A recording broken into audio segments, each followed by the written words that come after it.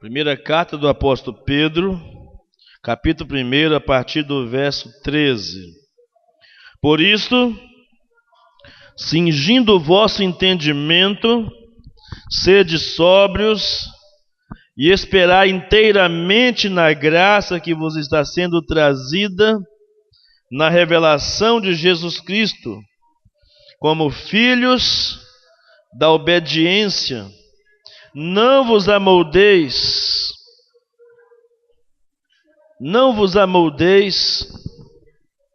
às paixões que tinhais anteriormente na vossa ignorância. Pelo contrário, segundo é santo aquele que vos chamou, tornai-vos santos também vós mesmos em todo o vosso procedimento. Porque escrito está: sede santos, porque eu sou santo. Ora, se invocais como Pai aquele que sem acepção de pessoas julga segundo as obras de cada um, portai-vos com temor durante o tempo da vossa peregrinação, sabendo que não foi mediante a coisas corruptíveis, como prata ou ouro, que fostes resgatados do vosso fútil procedimento, que os vossos pais vos legaram, mas pelo precioso sangue, como de cordeiro, sem defeito e sem mácula, o sangue de Cristo, conhecido com efeito antes da fundação do mundo, porém manifestado no fim dos tempos, por amor de vós, que por meio dele tendes fé em Deus, o qual o ressuscitou dentre os mortos e lhe deu glória, de sorte que a vossa esperança, a vossa fé e a esperança estejam em Deus, tendo purificado a vossa alma pela vossa obediência à verdade, tendo em vista o amor fraternal não fingido. Amai-vos de coração uns aos outros ardentemente, pois fostes regenerados não de semente corruptível, mas de incorruptível, mediante a palavra de Deus, a qual vive e é permanente. Pois toda a carne é como erva, e toda a sua glória como a flor da erva. Seca-se a erva e cai a sua flor. A palavra do Senhor, porém, permanece eternamente. Ora, esta é a palavra que vos foi evangelizada. Amém. No domingo passado, nesse mesmo texto, nós ficamos basicamente no verso 13, demos uma pincelada no verso 14, mas basicamente no verso 13. E falamos que esse texto fala sobre o porquê nós fomos salvos, ou o propósito da nossa salvação. Ainda poderíamos encontrar um outro título para esse texto, como o estilo de vida dos salvos. Como deve ser o nosso estilo de vida? E vimos então que o apóstolo Pedro apresenta nessa carta 3 divisões principais, mas que nos chega a pensarmos em algumas características da vida do cristão. Num primeiro momento, dos versos 13 a 16, ele diz que, como cristãos, devemos viver uma vida de santidade e obediência. Num segundo momento, o apóstolo Pedro diz que, dos versos 17 a 21, a vida do crente deve ser uma vida de reverência, ou seja, de santo temor. E dos versos 22 a 25, uma vida em amor, com fundamento na palavra de Deus. Pensando nessas coisas que o apóstolo Pedro nos apresenta, podemos afirmar, sem medo de errar, que as características principais da vida de um crente, de um servo de Deus, é santidade, obediência, reverência ou santo temor e amor. Essas características distinguem um cristão do ímpio. Essas características marcam a vida daquele que diz ser um servo do Senhor. Mas olhando para o verso 14, amados, nesta noite, nós então observamos uma preocupação do apóstolo Pedro, dizendo: já que nós temos essa incumbência, já que fomos salvos para viver uma vida de santidade, já que deveríamos ter os nossos entendimentos cingidos pela verdade da palavra de Deus, já que teríamos que sermos sóbrios, uma mente totalmente livre para servir ao Senhor, e já que teríamos que esperar e depender exclusivamente da graça de Deus, o apóstolo Pedro apresenta então uma preocupação. Essa vida de santidade do cristão, ela é ameaçada. Ameaçada, e o apóstolo Pedro diz, por um sentimento, ou por um desejo, ou por uma paixão, que leve você como crente em Jesus, que nos leve como crentes em Jesus, a voltar a um estilo de vida passado, a voltar a uma vida que não agrada a Deus. E por isso ele usa aqui dos imperativos. Primeiro, do ponto de vista negativo, ao dizer que não deveríamos nos amoldar. Não vos amoldeis às paixões que tinhais antes ou anteriormente na vossa ignorância. O apóstolo Pedro vai fundo no problema que ameaça a santidade. Porque ele diz que já que você foi salvo para ser santo, salvo para viver em santidade, você deve agir então ou demonstrar nessa busca pela santidade uma característica fundamental, que é a característica da obediência. Viver como filho da obediência. E não dá para esperar que filhos da obediência tenham suas vidas amoldadas ou na forma, no molde das coisas deste mundo ou da vida anterior que nós vivíamos, quando diz aqui tinhas anteriormente, ou quando vivíamos uma vida sem conhecimento da verdade ou sem conhecimento da vontade de Deus para nós. Então, Pedro em primeiro lugar deixa claro: se somos salvos, somos chamados para uma vida de santidade, que foi para isso que fomos salvos. Em Efésios capítulo 1, versículo 4, a Bíblia diz que Ele nos elegeu nele antes da fundação do mundo para sermos santos.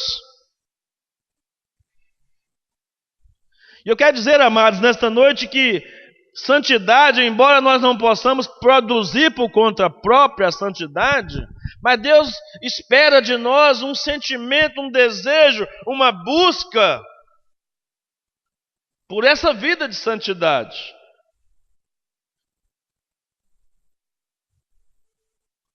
Buscar tão ansiosamente por uma vida de santidade, como se tudo dependesse de nós. E depender da graça de Deus para nos sustentar nesta vida de santidade, como se tudo dependesse de Deus. Ou seja, para viver uma vida de santidade, eu preciso ter a minha participação, mas preciso depender da graça de Deus. É uma comunhão entre a graça de Deus e a minha demonstração de que estou vivendo nessa graça. São os frutos da salvação. Ninguém pode dizer que é salvo se não está perseguindo, se não está buscando uma vida de santidade, uma vida de pureza, uma vida que agrada o coração de Deus. No mínimo, que se entristeça pelos seus pecados, que se volte para Deus e que se torne agradável aos olhos de Deus. Então, quando Pedro escreve aos seus leitores históricos e a todos os cristãos de uma forma geral a respeito das ameaças a uma vida de santidade, ele diz que, como eleitos que fomos pela salvação, como está lá no verso 2, fomos eleitos para a salvação em Cristo Jesus. Nos versos 3, no verso 13, ele reafirma que fomos regenerados, nascidos de novo pelo Espírito Santo e colocado em nós a semente da eternidade. O Senhor plantou em nós a semente da eternidade, a expectativa, a esperança da salvação futura. Mas deve ser marcada essa esperança por uma vida de santidade. E por isso jamais deveríamos retomar ou retornar ao estilo de vida anterior ao Evangelho. Então, por isso diz aqui a palavra: não vos amoldeis. Não vos amoldeis. Não sejais conduzidos pelas paixões, pelos desejos, pelas vontades do velho homem. O velho homem está aí adormecido dentro de você, dentro de mim. Mas a Bíblia diz que aqueles que são do Espírito são guiados pelo Espírito. Se é que o Espírito de Cristo habita em vós, a Bíblia diz. Então não há razão, não há justificativa para um crente dizer, por exemplo, eu sou assim mesmo. A nossa vida deve ser uma vida de total mudança todos os dias. O crente deve viver em transformação. A ideia de conversão e santidade é a ideia de transformação diária e constante. Por isso, em 1 Coríntios, capítulo 15, versículos 58 ou 59, salvo engano, diz: sede firmes e constantes. Firmes e constantes, a Bíblia diz. Então é uma constância. O que marca a vida do cristão é pela constância. O crente não deve ser como aquele corredor de 100 metros rasos. A vida cristã deve ser semelhante a de um maratonista, de alguém que está correndo com um objetivo, que precisa alcançar a reta final. Não pode ser, tem gente que é muito empolgado num determinado momento e depois esfria completamente. E um maratonista, para vencer uma maratona, precisa ser muito disciplinado. Ou mesmo para conseguir completar o percurso, precisa ser disciplinado. Então, a expressão aqui usada pelo apóstolo Pedro, para não vos amoldeis, numa palavra assim, usando a linguajar moderno, é como se Pedro estivesse dizendo: não entre no esquema.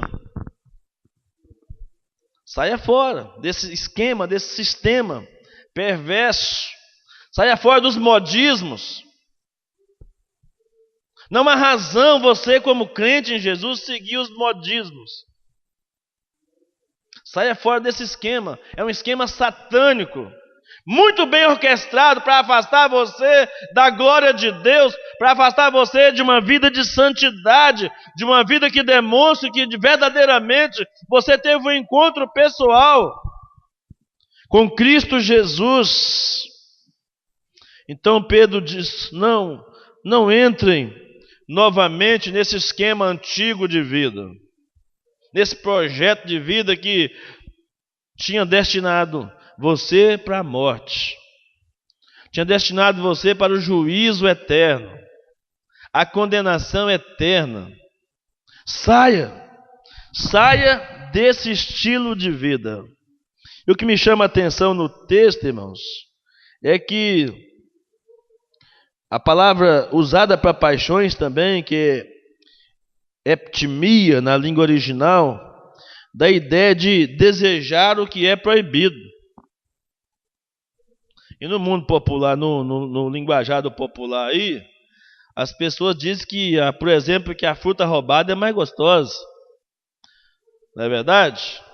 Diz que a galinha do vizinho é que bota ovos amarelinhos. Aquele chamado famoso mito da grama mais verde, né? Que a grama do vizinho é mais verde. A mulher do vizinho, do seu próximo, é mais bonita que a sua. Ou o marido mais bonito que o seu. Os seus filhos, ou o filho do outro é melhor, o outro sempre é melhor. São as tentações, os anseios por aquilo que é proibido. E a gente tem aquela sensação constante de que, como o pecado aparentemente é gostoso, e pecado não dói, não é verdade, irmãos? Se pecado doesse, ninguém pecaria. Mas pecado não dói, aparentemente o pecado se apresenta naquelas coisas que a nossa carne, a nossa vontade são coisas agradáveis. Mas se você não está pronto para renunciar a isso, você não está pronto para ser habitante do reino celestial. Se você não está pronto para renunciar ao seu eu, ao seu mundo, você não pode ser discípulo de Cristo. Foi ele quem disse isso, não sou eu que estou dizendo. Em Marcos capítulo 8, versículo 34, ele diz: se alguém quiser me seguir, negue-se a si mesmo. Irmãos, como que nós somos uma geração de gente cheia de si? Ele manda você negar você mesmo, mas somos uma geração de crente cheia de si.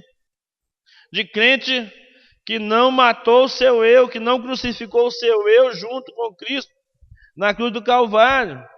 Eu nunca vi um povo ter tanta razão igual o crente. Sempre tem uma justificativa, sempre quer se justificar. Até quando está errado, quer ter uma justificativa. E a orientação é clara: não pode voltar àquela vida que vocês tinham antes na sua ignorância. E eu entendo ignorância aqui, irmãos, pelo menos de duas maneiras. A ignorância aqui mencionada pelo apóstolo Pedro é entendida aqui pelo menos de duas maneiras. Porque o que Pedro está dizendo é que a vida em pecado é marcada pela ignorância.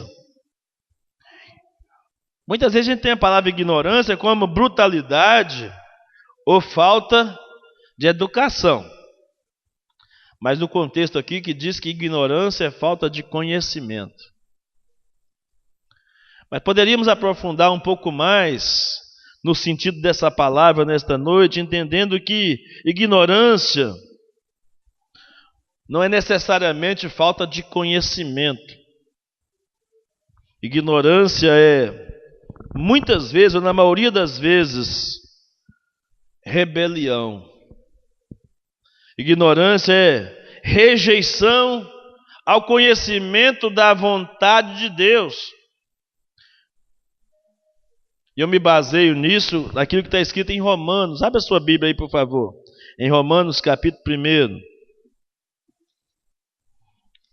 O meu fundamento, a minha base para pensar assim, que ignorância, rejeição e rebelião à vontade de Deus, está aqui. Romanos capítulo 1, a partir do verso 18, diz aqui a palavra do Senhor: a ira de Deus se revela do céu contra toda impiedade e perversão dos homens que detêm a verdade pela injustiça, porquanto o que de Deus se pode conhecer é manifesto entre eles, porque Deus lhes manifestou. Porque os atributos invisíveis de Deus, assim o seu eterno poder, como também a sua própria divindade, claramente se reconhecem desde o princípio do mundo, sendo percebidos por meio das coisas que foram criadas. Tais homens são, por isso, indesculpáveis, porque, tendo conhecimento de Deus, não o glorificaram como Deus, nem lhe deram graças, antes se tornaram nulos nos seus próprios raciocínios, obscurecendo-lhes o coração insensatos. Inculcando-se por sábios, tornaram-se loucos, e mudaram a glória do Deus incorruptível, em semelhança da imagem de homem corruptível, bem como de aves, quadrúpedes e répteis. Por isso Deus os entregou, ou entregou tais homens à imundícia, pela concupiscência do seu próprio coração, para desonrarem seus corpos entre si, porque eles mudaram a verdade de Deus em mentira, adorando e servindo a criatura em lugar do Criador, o qual é bendito eternamente. Amém. Se você seguir toda a sequência até o final, vai ver Deus entregando esse homem pela sua rebelião, rejeição ao conhecimento da vontade de Deus. Conheceram. A Bíblia diz que foi manifestado. Os atributos invisíveis de Deus e o seu eterno poder têm sido manifestados diariamente, constantemente, sobre a vida dos crentes e sobre o mundo de um modo geral. E o apóstolo Pedro diz então que nós, como cristãos, fomos criados e feitos para a obediência. E não poderíamos, em hipótese alguma, retroceder ou vivermos como filhos da ira. Somos filhos da obediência em Cristo Jesus. Por isso não podemos retroceder a um estilo de vida anterior. E o apóstolo Pedro, assim como o apóstolo Paulo, são categóricos. Ele diz: se é que o Espírito de Cristo habita em vós. O seu estilo de vida vai determinar se você é um crente de verdade ou não. Não é o pastor que vai dizer isso para você. Não é o irmão que está do seu lado, não é o seu parente, é você e Deus. Ah, pastor, como é que eu posso saber? A Bíblia diz: o mesmo Espírito testifica com o nosso Espírito de que nós somos filhos de Deus. Romanos 8,16. Você é filho de Deus? Prova com a sua vida que você é filho de Deus. Seu estilo de vida é de filho de Deus ou é de filho de Satanás? Seu estilo de vida é de um crente ou é de um ímpio? Jesus estivesse no seu lugar, faria as mesmas coisas que você faz? Falaria as mesmas coisas que você fala?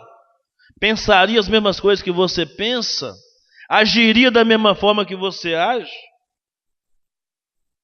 Então, como é que nós podemos dizer e afirmar que somos filhos de Deus?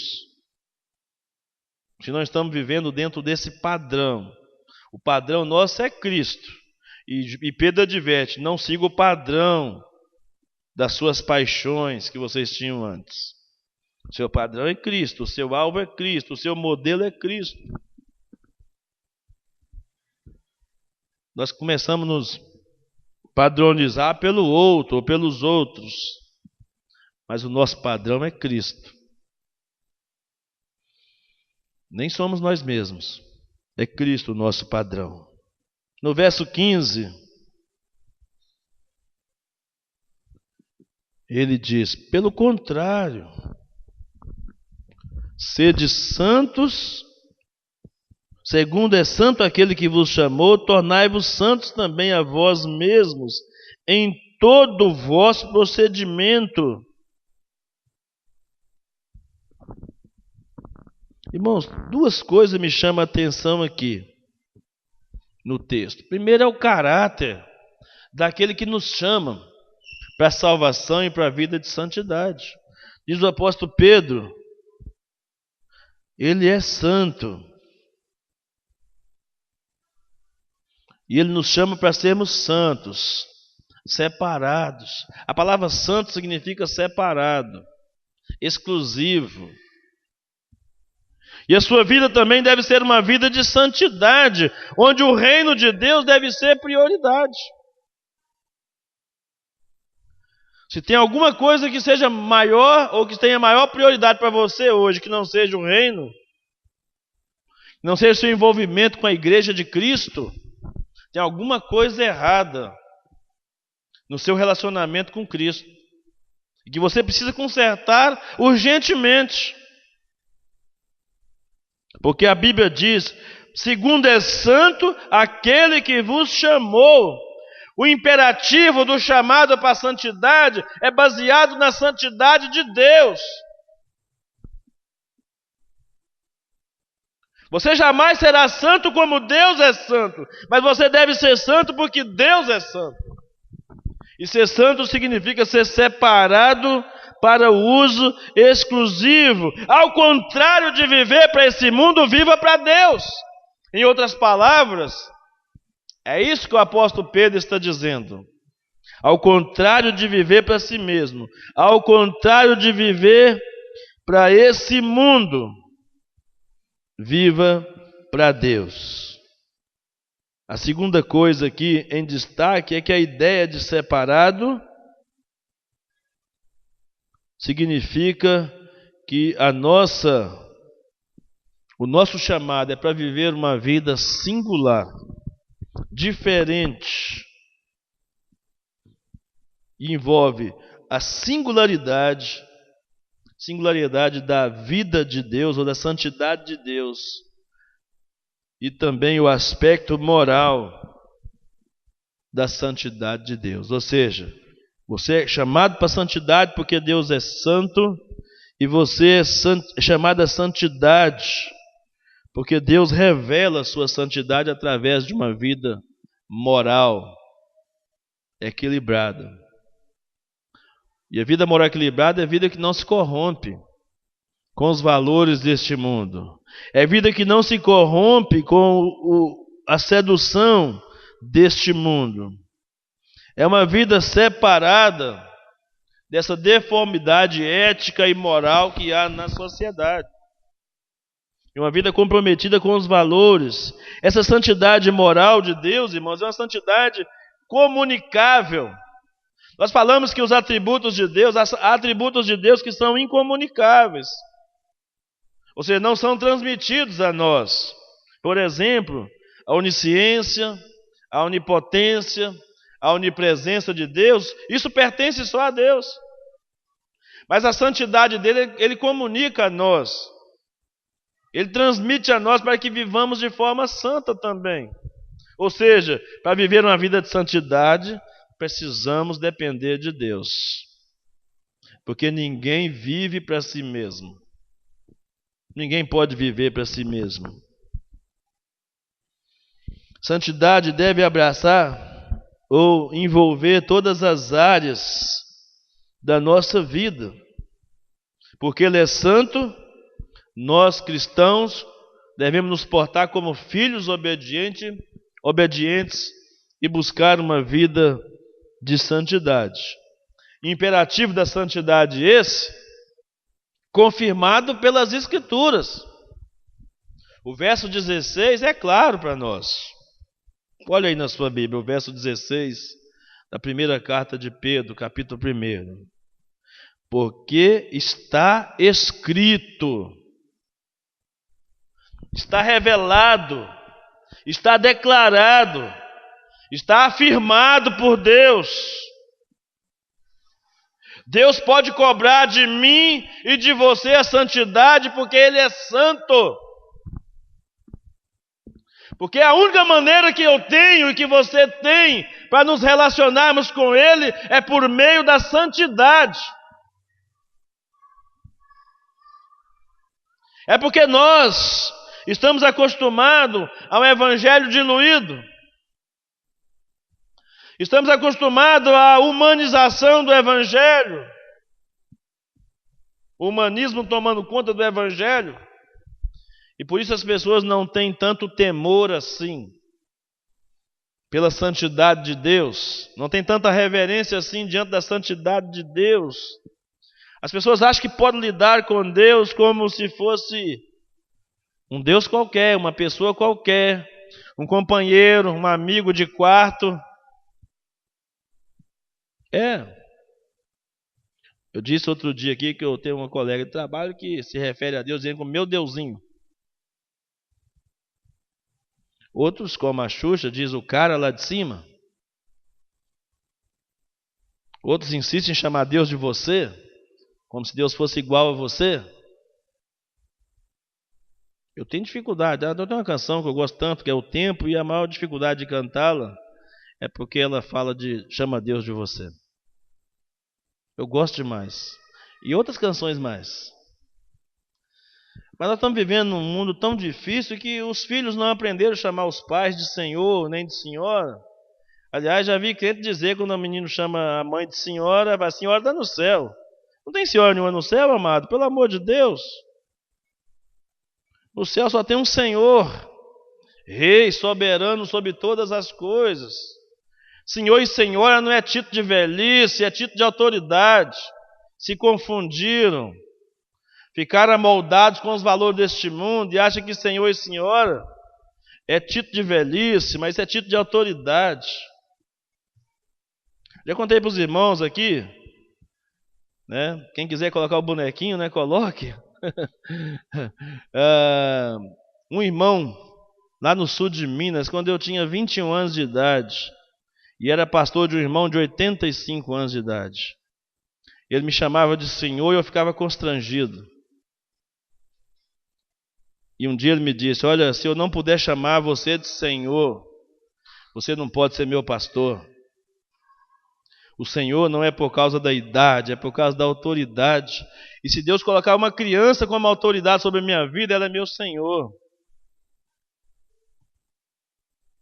Outorgado por Deus, autoridade dada por Deus. Por isso os filhos deveriam chamar os seus pais, suas mães de senhor e de senhora. As autoridades, o patrão, o pastor e outros mais que têm autoridade sobre sua vida. Professor e outros mais que têm autoridade sobre você. Mas infelizmente essa geração, como disse o pastor Cristiano ontem, está vivendo desmemoriada, né? Vivendo sem memória. E essas coisas do passado, os marcos do passado estão sendo removidos. E os crentes não estão vivendo mais em conformidade, mas estão seguindo aquilo que o mundo acha que é interessante. E aqui nós somos desafiados a essa santidade que vem de Deus. Então a santidade, a razão desse imperativo de viver uma vida de santidade é porque Ele é santo. E esse imperativo da santidade é confirmado pelas Escrituras Sagradas quando diz: sede santos porque eu sou santo. Pedro está aqui ratificando a sua exortação, colocando como necessidade dos crentes conduzirem suas vidas em santidade, recorrendo àquilo que a Bíblia diz.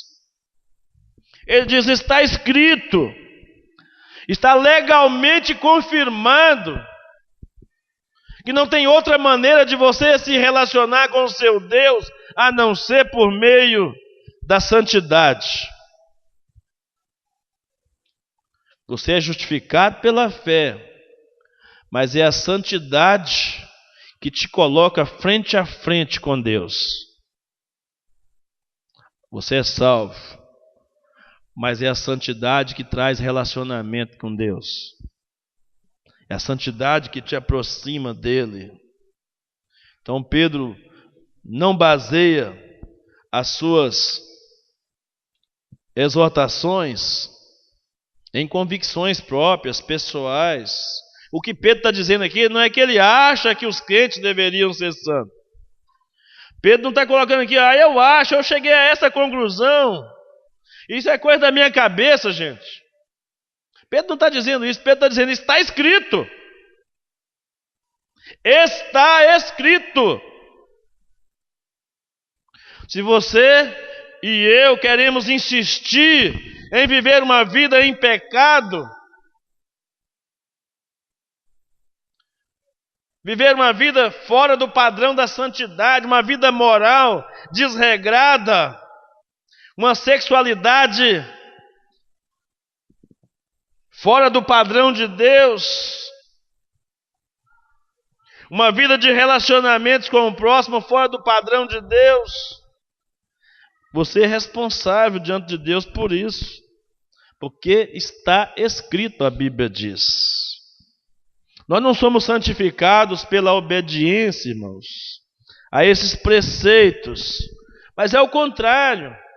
Nós devemos obedecer porque nós fomos colocados numa posição de santidade. A santidade do cristão, ela é posicional. Você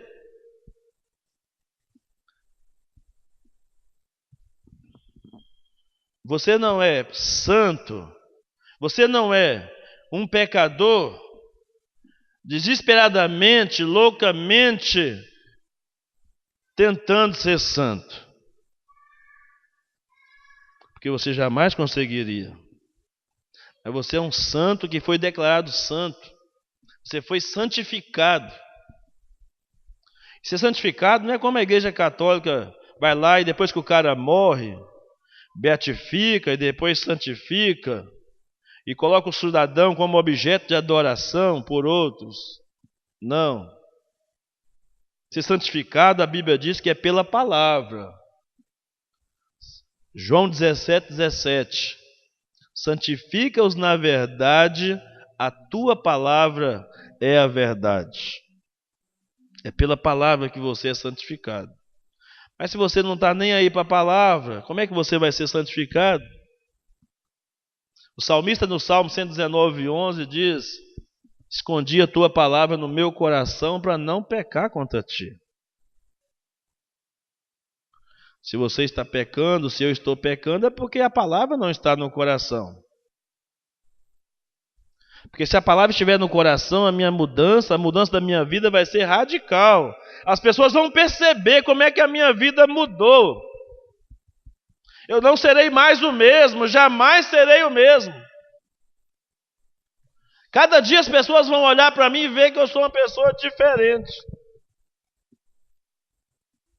É o compromisso que nós temos com a santidade. Então o cristão é um homem de Deus, por eleição de Deus, eleito para uma tarefa no mundo e para um destino na eternidade, eleito para viver para Deus no tempo e para viver com Deus na eternidade. É esse o sentido do texto do apóstolo Pedro aqui. E enquanto vivemos neste mundo, o cristão tem que obedecer à lei de Deus. A lei de Deus ainda é prevalecente, irmãos. O que mudou é que hoje nós sabemos que a lei não tem poder para salvar, mas ela tem poder para nos ensinar. Ela serviu de aio. Aio é pedagogo, é alguém que ensina. A Bíblia diz que a lei é o instrumento que Deus nos ensina, nos direciona na vontade ou no caminho da vontade dele. Então, neste mundo nós temos que obedecer à lei de Deus e reproduzir a vida de Deus em nós. Ele morreu a nossa morte, preste bem atenção. Ele morreu a nossa morte para que nós pudéssemos viver a vida dele. Nós damos continuidade à vida dele. Então é necessário que as pessoas olhem e vejam Cristo em nós. Como diz o apóstolo Paulo, escrevendo aos Tessalonicenses, Cristo em nós, esperança da glória. A única esperança para o seu familiar, irmãos, a única esperança para o seu amigo, para o seu vizinho, para o seu patrão, para o seu colega de trabalho, para as pessoas que convivem com você, a única esperança para essa pessoa é se ela puder ver Cristo em você. Porque falar de Cristo é abstrato, principalmente porque Ele não está presente entre nós no sentido físico. Nós apenas cremos, nós apenas percebemos, sentimos a presença dEle. Mas para alguém que é ímpio, é incrédulo, ele precisa ver Cristo nas minhas ações, nas minhas palavras, nas minhas atitudes diárias, sob pena deles não acreditarem no evangelho que nós dizemos seguir. Nós dizemos seguir. Então, A sua vida e a minha vida tem que ser algo, deve haver algo de pureza de Deus na nossa ação de manifestar algo do amor de Deus. Recebemos uma tarefa diferente, de sermos diferentes, melhor dizendo, nessa terra. A Bíblia diz que o mundo deveria nos odiar, mas o mundo não nos odeia. O mundo não nos odeia, irmãos. E sabe por que o mundo não nos odeia? Porque nós somos iguais a ele. O dia que você for diferente do mundo vai odiar você. Mas você é igual a ele, então há uma parceria, há um comprometimento com o mundo, e que as pessoas então, em nome do politicamente correto, querem ser agradáveis ao mundo, antes de ser agradáveis a Deus. O apóstolo Pedro, a partir do verso 17, ele faz aqui uma transição, falando sobre a reverência. E ora, se invocais como Pai, aquele que sem acepção de pessoas julga segundo as obras de cada um, portai-vos com temor durante o tempo da vossa peregrinação. Reverência é santo temor. E o apóstolo Pedro, ou aqui do texto, podemos destacar pelo menos 4 coisas para você ir para sua casa nesta noite pensando sobre isso. Se invocais a Deus como Pai, saiba que Ele julga segundo as obras de cada um. Já citei aqui várias vezes uma palavra do pastor Marcelo, reverendo Marcelo, presbiteriano de Patinho, quando ele disse que alguém disse: olha, ninguém deve me julgar aqui não, porque Deus é quem me julga. Muitos crentes falam isso. Aliás, se tem um versículo que crente conhece, é Mateus 7,1. Mateus 7,1, os crentes sabem de cor. Não julgueis para que não sejais julgados. O crente usa isso aí como defesa o tempo todo. Mas deveria ter medo de usar esse versículo. Muito medo. Porque se Deus é quem julga, com Deus não tem brinquedo. Ele é um justo juiz. Se é Deus quem julga, você deveria temer e tremer diante disso. O juízo das pessoas sobre você, ele é meia boca, vamos dizer assim, é mais ou menos. Nem sempre condiz com a verdade o juízo de algumas pessoas sobre você, seja para o bem ou seja para o mal. Quando alguém julga você ou para o bem ou para o mal, esse juízo das pessoas, ele é imperfeito. Mas a Bíblia diz que Deus é o reto, o justo juiz. E se você chama Ele de Pai, precisa entender que Ele é o seu juiz. Isso deve nos fazer temer e tremer diante de Deus. O julgamento dele é imparcial. O julgamento das pessoas é parcial, mas o dele é imparcial. O texto diz aqui que ele não faz acepção de pessoas. Não importa se você é rico, se você é pobre, se você tem boa formação acadêmica, se você não tem, se é novo ou se é velho, se é feio, se é bonito, não importa. Ele não se julga, não se mede, ou não mede você por causa dessas coisas. Ele verifica a intenção do coração. Ele julga segundo a intenção do coração. Por isso que a Bíblia diz que quando foi escolher um rei, não queria escolher Davi, porque Davi era feio, franzino, raquítico. E aí o texto diz que Deus não julga como os homens julgam. Os homens julgam segundo a aparência. Estava vendo a pregação e a pregadora estava dizendo: porque nós estamos vivendo um evangelho de aparência. Alguém gritou: glória a Deus! Coitado, não entendeu nada.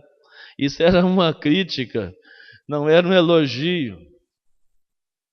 Isso é perigoso, viver de aparência, porque Deus, Ele olha o coração. Deus vê o coração. E o apóstolo Pedro diz que ele julga baseado em critérios que ele mesmo estabeleceu. Ele diz, não simplesmente pautados pelas obras de cada um, mas segundo aquilo que ele estabeleceu na sua palavra. É o que a Bíblia diz aqui. Ele diz, se é isso então, se você crê que é dessa forma que Deus se apresenta aqui como um justo juiz, diz o verso 17, né?